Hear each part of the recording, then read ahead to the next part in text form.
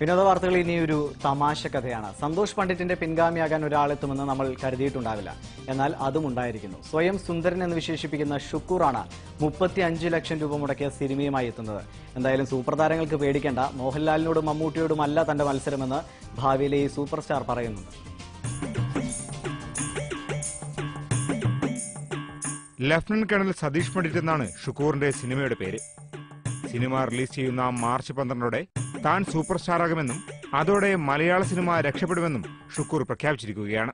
മമ്മൂട്ടിയും മോഹൻലാലും പേടിക്കേണ്ട, തന്റെ മത്സരം അവരോടല്ല എന്ന് ഷുക്കൂർ തറപ്പിച്ച് പറയുന്നു. കഥ, തിരക്കഥ, സംവിധാനം, സംഭാഷണം, ആലാപനം, മ്യൂസിക്, ആർട്ട്, കോസ്റ്റ്യൂം, പ്രൊഡക്ഷൻ, അങ്ങനെ പോകുന്ന ഒരു മൊത്തം സിനിമയുടെ ഏകദേശം വിഭാഗങ്ങൾ 21 വിഭാഗങ്ങൾ ചെയ്തിട്ടുണ്ട്. 18 മേഖല ചെയ്തിട്ട് സ്വന്തം സൂപ്പർ സ്റ്റാറാണെന്ന് ഒരാൾ പറയുന്നുണ്ട്. അപ്പോ 21 അല്ല, ഞാൻ പറയട്ടെ, 21 വിഭാഗങ്ങൾ ഞാനും ചെയ്തില്ല. അപ്പൊ എനിക്കും സൂപ്പർ സ്റ്റാർ ആവാലോ.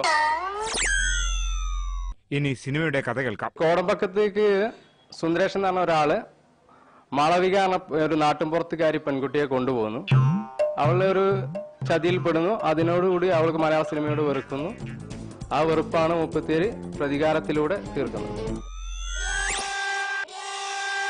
സിനിമയ്ക്കായി ഷുക്കൂറും തിരുവനന്തപുരത്തെ നിർമ്മാതാവും ചേർന്ന് മുടക്കിയത് 35 ലക്ഷം രൂപയാണത്രേ.